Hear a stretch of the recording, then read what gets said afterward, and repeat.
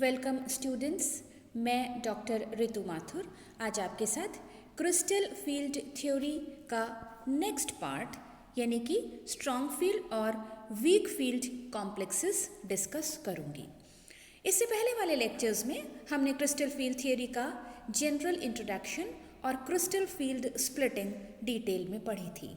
तो आज हम यहाँ पढ़ने जा रहे हैं कि किस तरह के कॉम्प्लेक्सेस क्रिस्टल फील्ड थ्योरी के अंदर हम स्टडी कर सकते हैं।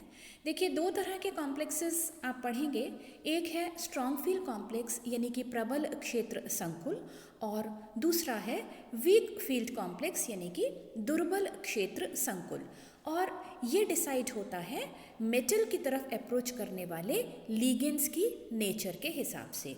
तो सबसे पहले हम ये बात करते हैं कि जो मेटल के कॉम्प्लेक्सेस हैं वो कैसे होते हैं।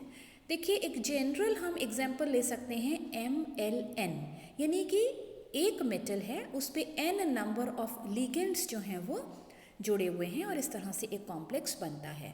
अब अगर हमारा मेटल कॉमन है लेकिन हम उसके साथ अप्रोच करने वाले जो लिगेंड्स हैं, उससे जो अटैच्ड लिगेंड्स हैं, उनको हम चेंज कर दें तो कॉम्प्लेक्स की नेचर भी बदल जाएगी। यानी कि जो लिगेंड की नेचर है वो भी अपना पूरा इन्फ्लुएंस डालेगी उस कॉम्प्लेक्स की इंटेंसिटी में कि वो स्ट्रॉन्ग फील्ड है या वो वीक फील्ड है।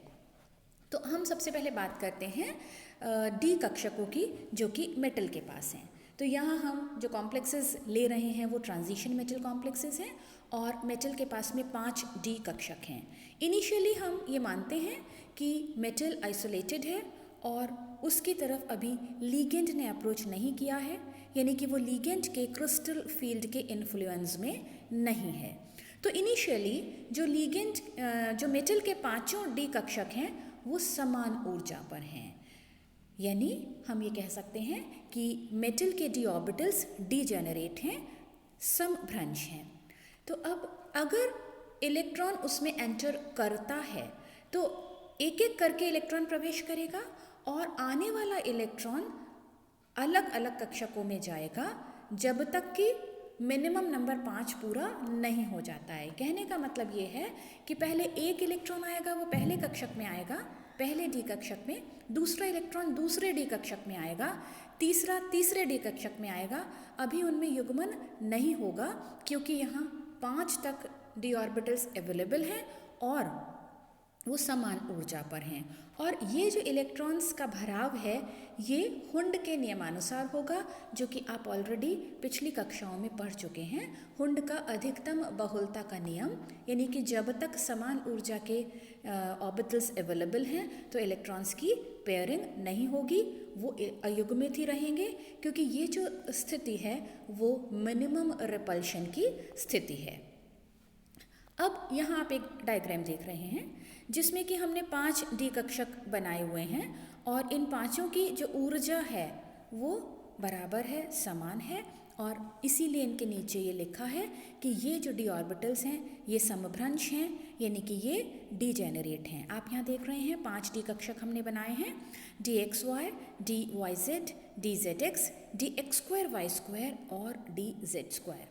अब जब इसको लिगेंड अप्रोच करता है, यानी कि लिगेंड के क्रिस्टल फील्ड के इन्फ्लुएंस में आते हैं, तो अब इन डी कक्षकों की जो डीजेनरेसी है वो लिफ्ट हो जाती है और ये 2 हिस्सों में स्प्लिट हो जाते हैं। यहाँ जो हमने एग्जाम्पल दिखाया है वो ऑक्टाहेड्रल ज्योमेट्री के रेफरेंस में है। आप देख रहे हैं कि 3 डी कक्षक लोअर एनर्जी पर चले गए हैं और 2 डी कक्षक हायर एनर्जी पर चले गए हैं। जो 3 डी कक्षक लोअर एनर्जी पर गए हैं उनको हम कहते हैं T2G ऑर्बिटल्स, यानी कि ट्रिपली डीजेनरेट। T2 का मतलब ट्रिपली डीजेनरेट, 3 डी कक्षक समान ऊर्जा पर हैं।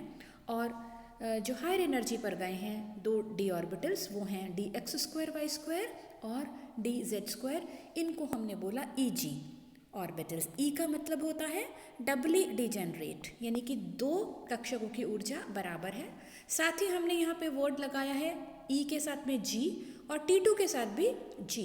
G का मतलब होता है ज्यूरेट और जीरेट का मतलब है सिमेट्रिकल, क्योंकि ऑक्टाहेड्रल ज्योमेट्री एक सिमेट्रिकल ज्योमेट्री है, इसलिए हमने ये टर्म यहाँ पे काम में ली है। अगर हम टेट्राहेड्रल ज्योमेट्री के लिए स्प्लिटिंग डिस्कस करते तो हम सिर्फ T2 या E लिखते, उसके साथ में G नहीं लगाते। अब आप देख रहे हैं कि T2G और EG जो ऑर्बिटल्स हैं इनके बीच का जो एनर्जी डिफरेंस है उसको हमने क्या बोला, डेल्टा।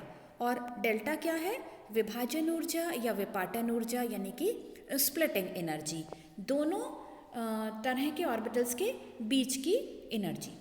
अब इसी डायग्राम के साथ में हमने एक और डायग्राम बनाया है।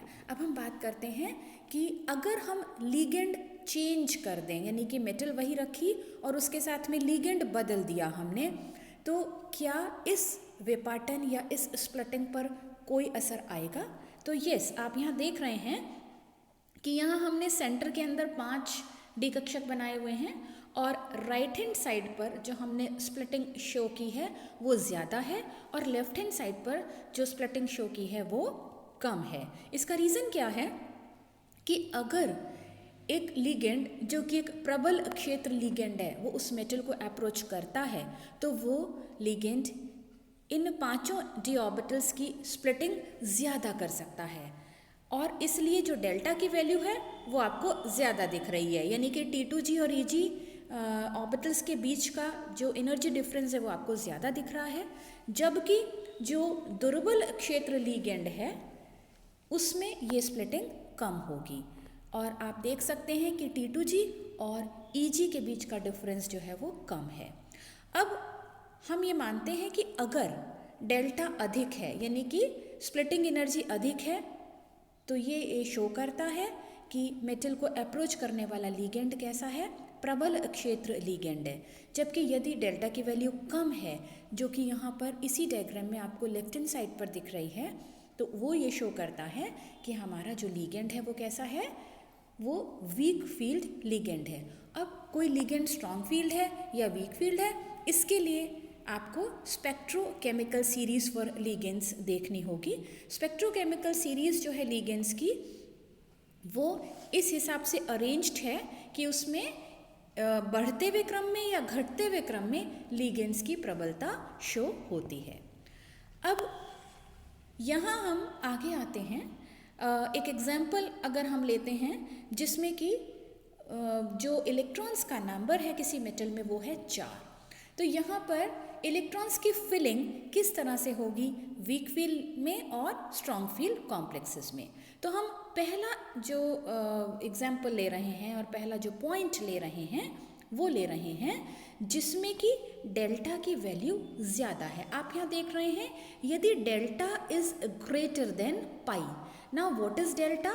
Delta is crystal field splitting energy, यानी कि T2G और EG ऑर्बिटल्स के बीच का जो डिफरेंस है that is delta. And what is pi? Pi is pairing energy, युग्मन ऊर्जा, यानी कि अगर इलेक्ट्रॉन अभी तक अयुग्मित है तो अगर हम एक और इलेक्ट्रॉन का युग्मन करते हैं तो कितनी एनर्जी रिक्वायर्ड है, दैट इज़ नोन एज युग्मन एनर्जी या पेयरिंग एनर्जी, युग्मन ऊर्जा। तो पहला केस हम ऐसा ले रहे हैं जो कि प्रबल फील्ड संकुल का है। प्रबल फील्ड संकुल का क्या मतलब है? आप यहाँ देखिए कि 5 डी ऑर्बिटल्स हैं, इन 5 डी ऑर्बिटल्स में हमने 4 इलेक्ट्रॉन्स का एग्जाम्पल लिया है, यानी कि एक ये D4 सिस्टम है। जब ये प्रबल लिगेंड के इन्फ्लुएंस में आता है तो इसका विपाटन होता है T2G में और EG में।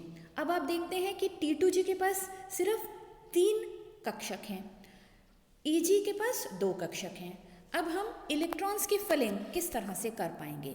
यहाँ देखिए 4 इलेक्ट्रॉन्स हैं और ये 4 इलेक्ट्रॉन्स आपको दिख रहे हैं डीजेनरेट, जबकि ये क्रिस्टल फील्ड के इन्फ्लुएंस में मेटल नहीं है। लेकिन जैसे ही मेटल लिगेंड के इन्फ्लुएंस में आती है तो इसका विपाटन हो गया, स्प्लिटिंग हो गई और नीचे 3 T2G कक्षक आपको दिख रहे हैं। अब आप सबसे पहले एक एक करके 3 इलेक्ट्रॉन्स T2G में भर सकते हैं जो कि अयुग्मित रहेंगे। अब अगला जो प्रश्न है वो ये है कि जो चौथा इलेक्ट्रॉन है वो कहाँ आएगा? वो T2G में युग्मन करेगा या वो EG में चला जाएगा और अयुग्मित रहेगा? तो यहाँ जो हमारी पहली स्थिति है वो क्या है?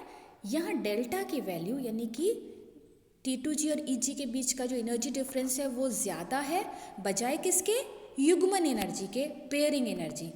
तो यहाँ क्योंकि डेल्टा ज़्यादा है तो जो चौथा इलेक्ट्रॉन है वो T2G के बाद में चौथा इलेक्ट्रॉन EG में नहीं जाना चाहेगा, क्योंकि इन दैट केस उसको बहुत ज़्यादा एनर्जी पार करनी पड़ेगी EG तक पहुँचने में।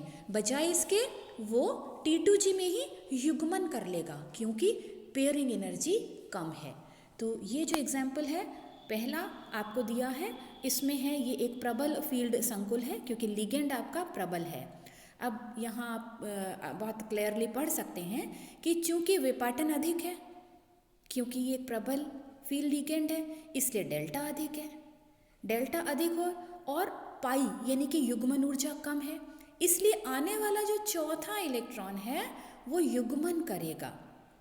इसी तरह से अगर पांचवा इलेक्ट्रॉन आएगा तो वो भी T2G में ही युग्मन करेगा, छठा इलेक्ट्रॉन भी T2G में ही युग्मन करेगा। अब जब सातवां इलेक्ट्रॉन आएगा तब उसको EG में जाना ही पड़ेगा क्योंकि अब T2G जो है वो पूरी तरह से भर चुका है। तो आप यहाँ देख रहे हैं क्योंकि यहाँ पर युग्मन हो गया है इसलिए ऐसे जो यौगिक हैं वो क्या कहलाते हैं, स्पिन पेयर्ड कॉम्प्लेक्सेस, क्योंकि यहाँ पे स्पिन की पेयरिंग हो गई है। और क्योंकि स्पिन की पेयरिंग हो गई है इसलिए नंबर ऑफ अनपेयर्ड इलेक्ट्रॉन्स घट गया है। नंबर ऑफ अनपेयर्ड इलेक्ट्रॉन घटने से क्या हो गया कि हम इनको लो स्पिन कॉम्प्लेक्सेस भी कह सकते हैं। और क्योंकि नंबर ऑफ अनपेयर्ड इलेक्ट्रॉन्स घट गए इसलिए हम ये कह सकते हैं कि ये कम अनुचुंबकीय है, क्योंकि अनुचुंबकत्व नंबर ऑफ अनपेयर्ड इलेक्ट्रॉन से बढ़ता है और यहाँ पर नंबर ऑफ अनपेयर्ड इलेक्ट्रॉन्स घट रहे हैं क्योंकि युग्मन होता चला जा रहा है। अब हम बात करते हैं सेकेंड स्टेज की, जिसमें कि डेल्टा यानी कि विपाटन ऊर्जा कम है और पेयरिंग एनर्जी ज़्यादा है। डेल्टा कम होना क्या शो करता है कि हमारा लिगेंड दुर्बल है। तो अब आप यहाँ पर ये डायग्राम देखिए सेकेंड केस का कि हमने 5 d ऑर्बिटल्स बराबर ऊर्जा पर लगाए हैं इनिशियली, जब तक कि क्रिस्टल फील्ड के इन्फ्लुएंस में मेटल नहीं आया है। और वह जो 5 d कक्षक हैं उसमें हमने इलेक्ट्रॉन्स कितने ले लिए, 4, क्योंकि हम d4 सिस्टम की बात कर रहे हैं। तो ये 4 इलेक्ट्रॉन्स जो हैं वो यहाँ पर आपको बराबर अनपेयर्ड दिख रहे हैं। अब जब लिगेंड के इन्फ्लुएंस में आता है तो ये ऑर्बिटल्स 2 हिस्सों में बंट जाते हैं, T2G में और EG में। लेकिन आप यहाँ देख रहे हैं कि ये विपाटन बहुत कम है क्योंकि हमारा लिगेंड दुर्बल है। क्योंकि विपाटन कम है इसलिए डेल्टा की वैल्यू कम है और उस डेल्टा की बजाय पेयरिंग एनर्जी ज़्यादा है। तो आप यहाँ देखिए कि जब हमें इलेक्ट्रॉन्स की फिलिंग T2G और EG में करनी है तो हम कैसे करेंगे कि 4 इलेक्ट्रॉन्स में से पहले एक एक करके इलेक्ट्रॉन भरें, एक करके 3 इलेक्ट्रॉन्स T2G में आ जाएंगे। अब हमारा प्रश्न ये है कि जो चौथा इलेक्ट्रॉन आएगा वो T2G में आएगा या EG में जाएगा। तो क्योंकि यहाँ पर डेल्टा बहुत कम है, डेल्टा कम है तो बहुत आसानी से इलेक्ट्रॉन जो है वो EG में भी जा सकता है, उसको बहुत ज़्यादा एनर्जी बैरियर पार करना नहीं पड़ेगा, बजाय किसके कि वो T2G में पेयरिंग करे, क्योंकि आपको ये पता है कि यहाँ पर युग्मन ऊर्जा ज़्यादा है। तो क्योंकि युग्मन ऊर्जा अधिक है विपाटन ऊर्जा से, इसलिए आने वाला जो चौथा इलेक्ट्रॉन है वो युग्मन न करके EG में चला जाएगा। तो ऐसे यौगिक क्या कहलाएंगे, आप यहाँ देख रहे हैं कि यहाँ पेयरिंग नहीं हुई है, नंबर ऑफ अनपेयर्ड इलेक्ट्रॉन्स ज़्यादा हैं, इसलिए ये क्या कहलाएंगे, स्पिन फ्री, और इनको हम हाई स्पिन कॉम्प्लेक्सेस भी कह सकते हैं। और क्योंकि इसमें अयुग्मित इलेक्ट्रॉन्स की संख्या अधिक है इसलिए इस तरह के जो कॉम्प्लेक्सेस हैं वो अधिक अनुचुंबकीय होंगे। तो इस तरह से हम ये समझ सकते हैं कि प्रबल फील्ड और दुर्बल फील्ड कॉम्प्लेक्सेस क्या होते हैं और वह लिगेंड्स के नेचर पर डिपेंड करते हैं। साथ ही आप लिगेंड्स की जो स्पेक्ट्रोकेमिकल सीरीज़ है वो आप पढ़िए, उससे आपको ये समझ आ जाएगा कि कौन से लिगेंड्स दुर्बल क्षेत्र लिगेंड हैं और कौन से प्रबल क्षेत्र लिगेंड हैं। Thank you.